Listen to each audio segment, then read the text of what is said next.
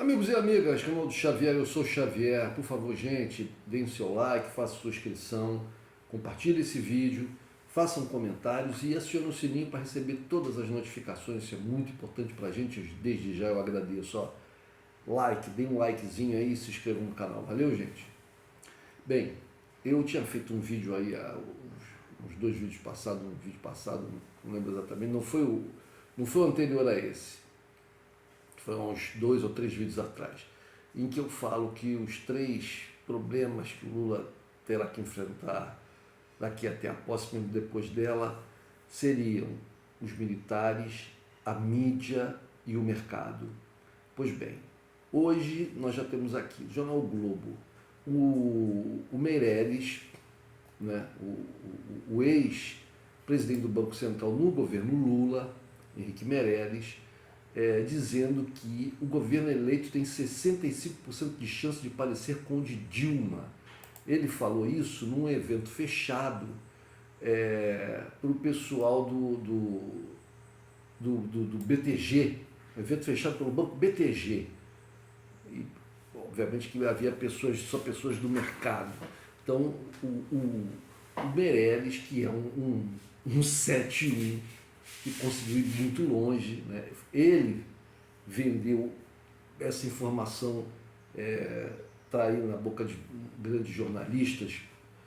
Por exemplo, Luiz Nassif é um que repercute muito isso, essa ideia, essa versão de que o Meirelles não é isso tudo que foi propagandeado a respeito dele, foi ele mesmo que difundiu isso, de que ele era um grande executivo do Banco de Boston, o mais importante, porque ele era o presidente mundial. Só que o presidente mundial do Banco de Boston era, na verdade, o Brasil, mas um outro país. Na verdade, era um setor pequeno do Banco de Boston. E ele também chegou a esse patamar no Banco de Boston por uma série de jogadas bem feitas por ele, mas não porque ele tivesse alguma relevância, real relevância no mercado financeiro brasileiro e etc. Ou que tivesse uma competência excepcional, por isso o Banco de Boston o teria escolhido. Um homem de sorte, um homem que soube jogar com as circunstâncias e faz propaganda de si mesmo, e teve um cargo num banco norte-americano, que não é um grande banco americano, é um banco importante, sem dúvida, né? Mas não é é porque aqui no Brasil tudo que é americano, europeu, a gente tende a superlativizar, né? Mas o Meirelles foi longe, chegou a ser presidente do Banco Central do Brasil, né? Mas agora ele achou que, por ter dado aí um apoio tardio ao governo Lula, né, que ele teria algum espaço grande no governo, mas parece que até agora não, ele percebeu isso, né? E aí ele começa a disparar os seus projéteis para cima do governo. Então, já fiz esse comentário que Lula dilmou, ou seja, ele faz uma crítica, né, pesada ao governo Dilma, como esse pessoal do mercado faz, jogando ela para baixo, e diz que o Lula vai ficar igual a ela, né? Então é o mercado e a mídia dá espaço, porque aparece logo na primeira capa do Globo, né, gente? Aparece na primeira capa do Globo. Bom, o que a gente pode ver mais aí das notícias? Bom, teve essa nota aí dos militares, né? Eu vem dizendo que os militares brasileiros são, por essência, querem estar subordinados ao poderio norte-americano, querem fazer do Brasil um país de terceira categoria. Eles não há mais aquele sentimento nacionalista no sentido de transformar o Brasil numa grande nação, né? Eles são extremamente reacionários, conservadores, querem realmente instalar aqui uma ditadura com esses valores arcaicos, né? Ou seja, eles têm uma visão muito pequenininha da coisa e não se preocupam em se aliar até com o diabo para conseguir seus objetivos. Então, essa nota que foi rechaçada pela Gleisi Hoffmann, né, e vários jornalistas também fizeram o trabalho de casa bem feito, rechaçar essa nota. Os militares não têm competência, não têm atribuição legal para dar palpites a respeito da condição da política econômica. Eles não têm atribuição para dar palpites na política.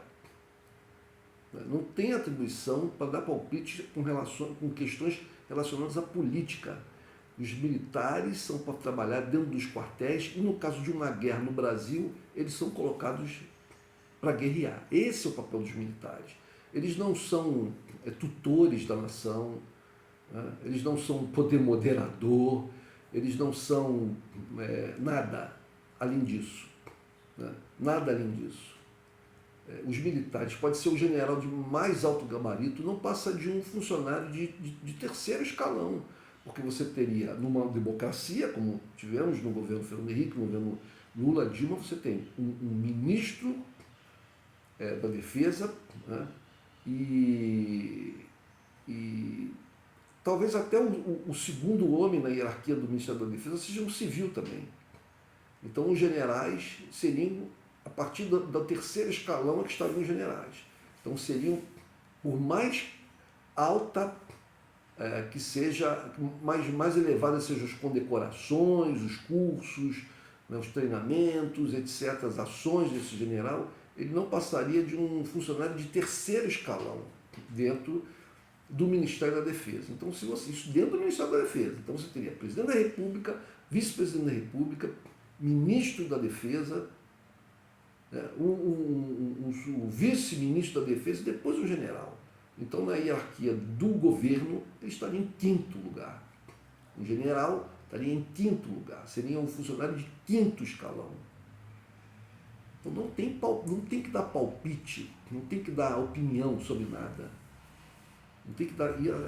Esses generais brasileiros, eles não têm competência nem para estar no 10º escalão. E, eticamente falando, são pessoas baixíssimas. Infelizmente, é esse o quadro que nós temos no Brasil hoje. Né? O quadro que nós temos no Brasil hoje. Vejam que a questão do relatório sobre as urnas eletrônicas, como eles escamotearam, né? Como eles enrolaram para não dizer claramente, enfaticamente, o que eles descobriram, que não tem fraude nenhuma, não teve nenhuma fraude. Tudo aquilo que o Bolsonaro veio afirmando e tal, mentira, tudo mentira, não tem fraude, não teve fraude. Vejam, senhoras e senhores que me ouçam, que me escutam agora, foram diversos os órgãos públicos que fizeram análises, auditorias, investigações sobre as urnas eletrônicas, inclusive internacionais. Nenhum deles descobriu nenhuma fraude, nenhuma manipulação. Então, eles colocam ali não porque existe a possibilidade. Nós não podemos afirmar categoricamente que não exista a possibilidade. Ora, eu não posso afirmar categoricamente que eu consigo terminar esse vídeo vivo. Eu não posso afirmar categoricamente que eu consigo terminar esse vídeo, um vídeo de no máximo 25, 26 minutos, que eu consiga terminar, eu estou em 8 minutos, que eu consiga terminar esse vídeo vivo. Isso quer dizer que eu posso assegurar para vocês que eu vou morrer daqui a 20 minutos? Meu Deus, sabe? Mas os trouxas, né, os bolsonaristas, os fanáticos, os imbecilizados e os mal intencionados, esses vão acreditar e utilizar esse discurso. Vejamos aqui a nota que fala, a nota das Forças Armadas fala em eventuais excessos cometidos em manifestações. Um bando de bandidos. Tem uma matéria aqui, gente, não sei se eu consigo achar, porque eu não sei se eu... que foram... deixa eu ver aqui. Olha só, bolsonaristas investigados por bloqueio ilegal são presos com 11 armas e 125 mil reais em dinheiro em Santa Catarina. Em Santa Catarina, nesta quinta, dia 10, hoje é dia 11, perdão, nesta quinta-feira, dia 10, 2 bolsonaristas de 34 e 39 anos foram presos preventivamente suspeitos de fabricar e venderem armas ilegalmente no oeste de Santa Catarina. A dupla também é investigada por envolvimento em atos antidemocráticos e participações em bloqueios golpistas em uma rodovia da região. É uma mistura de gente enlouquecida, fanática. Veja, caiu uma chuva lá no acampamento, lá, acho que foi em Brasília, e as pessoas berrando, meu Deus, Senhor, de todo mundo de joelhos, são gente louca. E junto dessa gente louca, tem ali os aproveitadores, tem os bandidos. Você veja a quantidade de ataques com armas de fogo contra pessoas da esquerda, petistas, lulistas, progressistas, ou simplesmente a pessoa que está andando de camisa vermelha na rua. Eles atacam quando não atacam com armas de fogo, atacam com pedaços de madeira ou dando socos e murros. São gente bestial. Né? Em fevereiro deste ano, a polícia já cumpriu 2 mandados de busca e apreensão associados aos suspeitos em Bom Jesus do Oeste e Serra Alta. Nesses locais foram encontradas 11 armas de fogo, incluindo fuzis, 125 mil espécies, sem procedência. O local, segundo os policiais, estava sendo usado para a fabricação e montagem de armas de fogo artesanais. Gente, isso tudo foi incentivado. Se não foi patrocinado, financiado e tal, por gente ligada ao governo do Bolsonaro, mas que foi incentivado por Bolsonaro, essa coisa desse uso de armas. Tem um vídeo aí no YouTube, fazendo muita propaganda aí de um cara, nem consegui guardar o nome dele, mas que defende a coisa do armamento, está dizendo agora aí que mostra, podem tirar da gente aí o que nós conseguimos, aí mostra uma arma. Aí um programa do Flow, acho que é uma gravação antiga, ele está lá sendo entrevistado, acho não com certeza, porque está lá o Monark e o Igor. O Monark já não está mais no Flow, então é uma gravação antiga, em que ele é entrevistado no programa para fazer defesa do quê? Do armamentismo dos civis. Gente, vejam bem, eu não sou contra que uma pessoa que em determinadas circunstâncias tenha uma arma. Eu, no decorrer da minha vida, alguma vez já pensei sobre isso. Eu vou morar lá no meio do mato, num lugar afastado, seria interessante se eu tivesse uma arma, será que seria interessante? Claro, a gente pensa de tudo, e talvez seja necessário realmente para algumas pessoas, né, que moram em lugares muito ermos. Eu me lembro que eu vi um documentário sobre 2 irmãos que se transformaram em brutais assassinos lá no interior de Minas. Se não me engano, foi no interior de Minas, e eles se escondiam, eles eram conhecidos da região, cresceram ali e tal, mas de repente mataram um, começaram, como diz aquela peça de teatro, trair e coçar é só começar, parece que matar também, né? Então eles mataram um, aí depois mataram outro, e aí foram perseguidos, fugiram, se escondiam no meio da mata, porque conheciam muito bem a região, e mataram várias pessoas. As pessoas ficaram da região começaram a ficar muito apavoradas. Então mostra um caso de que eles chegaram na casa de uma fazenda lá, e só havia, parece que 1 ou 2 ou 3 mulheres sozinhas na casa, e eles tentaram arrombar a porta, elas lá trancadas, mas eles não conseguiram, né? Por sorte delas, eles não conseguiram entrar na casa. Então eu penso, uma pessoa que vive num lugar assim, ermo, distante, realmente uma arma para sua garantia e tal. Mas isso não é uma coisa que eu vou dedicar minha vida. Eu não vou dedicar minha vida, ou mesmo uma parte dela, para defender o uso de arma pelas pessoas. Porque existe todo um outro lado, contrariamente ao que afirmam os defensores das armas, que os acidentes e os crimes cometidos por essas armas que estão na posse dos civis. Né? Acidentes toda hora aparecem, toda hora tem um caso aí de uma criança que morre, que pegou a arma do pai, matou alguém ou atirou em si mesma, um descuido. Né? Casos de acidentes com armas são constantes, e casos de pessoas que num momento de ira, de raiva, de descontrole emocional, pegam a arma e matam um cônjuge, matam um amigo, matam um vizinho. Né? Então, é isso. Mas eles defendem a questão da arma.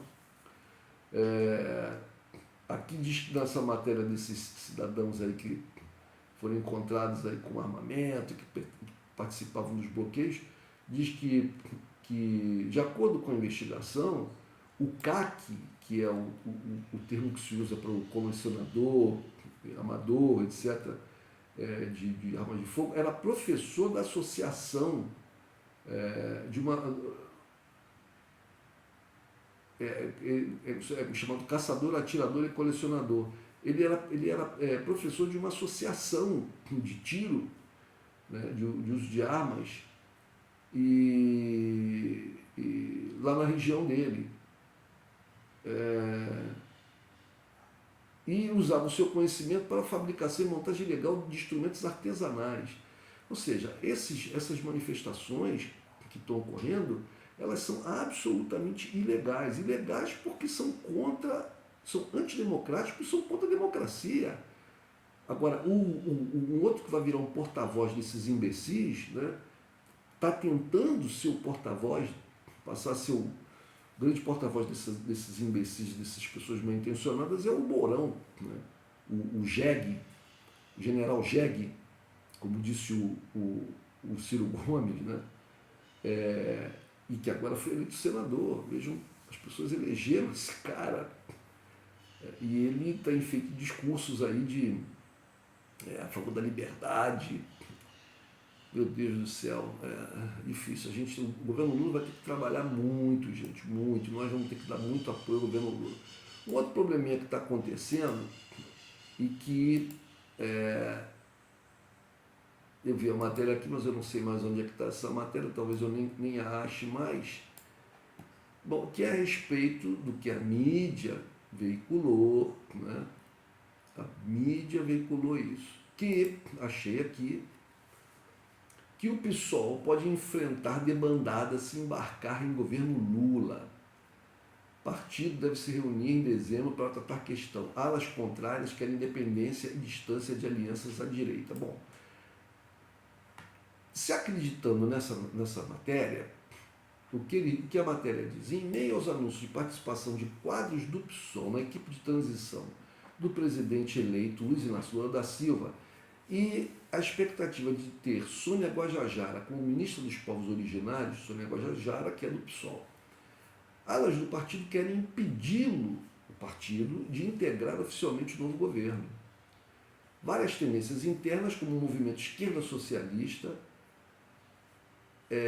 do qual fazem parte nomes como Sâmia Bonfim, Glauber Braga, Mônica Seixas e Luciana Genro, tentam levar o partido para, se não uma oposição, ao menos uma posição de independência em relação ao PT. Meu Deus, é aquele velho esquema da esquerda, da esquerda contra a esquerda, né? Isso acontecia muito na época do Brizola, e o Brizola falava que o PT era a esquerda que a direita gostava. A gente está com um problema seríssimo no Brasil, que é ainda a derrocada, a tentativa dos progressistas e da esquerda de conseguirem a derrocada da extrema-direita, dos nazifascistas. E eu coloco nazi-fascista, coloco nazi aqui, muita gente progressista de esquerda tem até uma certa relutância de chamar sequer o governo Bolsonaro de fascista. Mas eu falo nazi-fascista, eu falo com a boca cheia, nazi-fascista. Porque a quantidade de nazistas, de neonazistas, pelo esse Brasil afora, de grupos que aumentaram assim enormemente no governo Bolsonaro e que dão apoio e que votam e votaram no Bolsonaro e nos seus, é imenso. É muita gente. Então, o que o governo Lula vai fazer agora é não só tentar reconstruir o Estado brasileiro, né, tentar reconstruir a política, a democracia no Brasil, mas como derrotar o nazifascismo.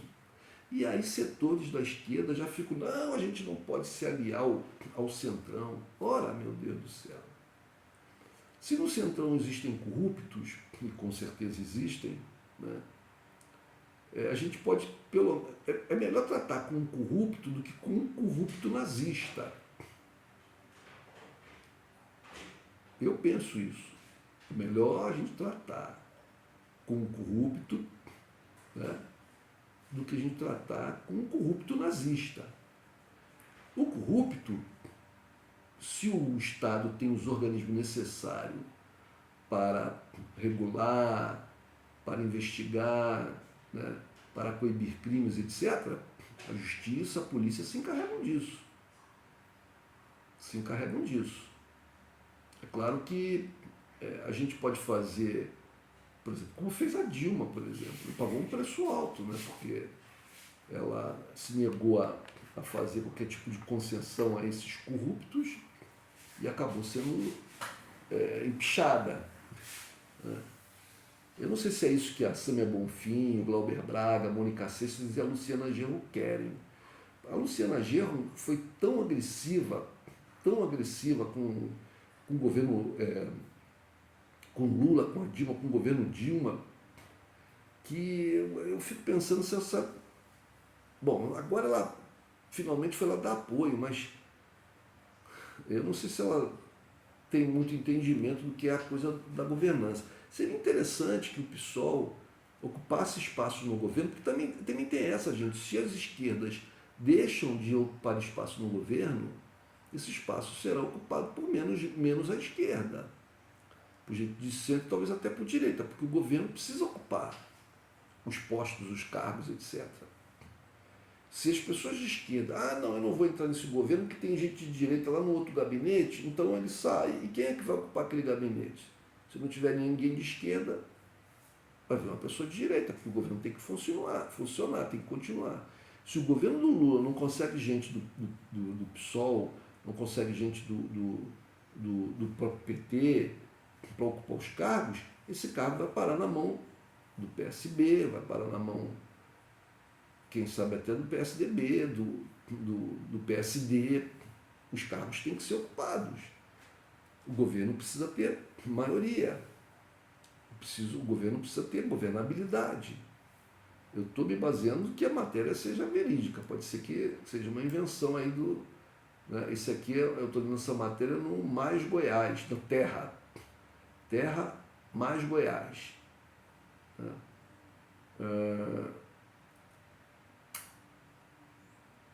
O clima interno é de acirramento e tensão, o clima interno do PSOL, segundo quadros ouvidos pelo jornal O Globo, e a risco de, segundo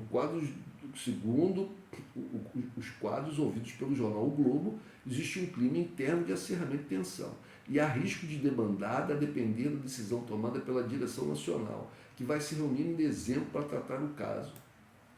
Em junho, um grupo de mais de 100 integrantes, entre eles Plínio de Arruda Sampaio, filho daquele Plínio de Arruda lá que fez aquele papelão lá atrás, lá no governo ainda do Lula, né? Anunciou a desfiliação em massa após a legenda aderir à chapa Lula-Alckmin e formar uma federação com a Rede Sustentabilidade. E esses caras vão para onde? Eles vão para que partido? Eles vão para o PSTU? Porque qual é o outro partido mais à esquerda? Qual é o partido de esquerda que eles podem se juntar? Podem se unir, porque se eles não vão se unir ao PSOL, se eles questionam as alianças do governo PT-Lula, eles vão para que partido? Qual partido que é puro o suficiente para recebê-los? Eles vão ter que ir para um desses partidos aí que não tem voto.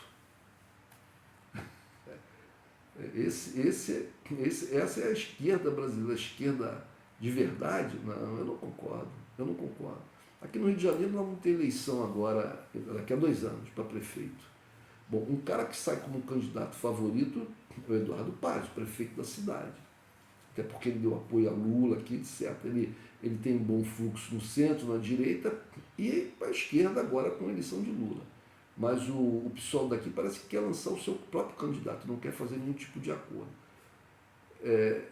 Lançar candidatura para perder, ou para pensar para mais 4 anos, para 2028. Mas e as questões agora da administração da cidade?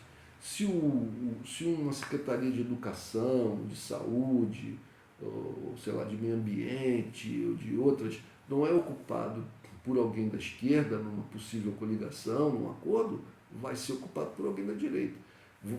Vai se empurrar o governo do Eduardo Paz mais à direita. Eu acho que as esquerdas... Bom, Claro que a gente está muito distante das eleições, e o quadro pode mudar, tudo pode mudar. Mas se a eleição fosse hoje, eu tenho que pensar assim, estou pensando hoje, se a eleição fosse hoje. Se a eleição fosse hoje, eu acho que teria que se fazer algum tipo de acordo com o Eduardo Paes, as esquerdas, conseguir espaço no governo dele, empurrar o governo dele para a esquerda, dentro do que se consiga. Projetar os nomes da esquerda, usando a sua competência para administrar bem os cargos que lhe forem oferecidos. E aí, a partir de um bom trabalho feito, conseguirem votos. Para no futuro, quando a gente tiver um candidato de esquerda que seja realmente viável eleitoralmente, aí sim a gente parte para uma eleição. Não é isso? É isso, gente. Vou ficando por aqui, o vídeo já está meio longo, mas as coisas que eu tinha falado no outro vídeo estão se demonstrando. O mercado, a mídia e os militares, todos juntos contra Lula e PT. Um abraço.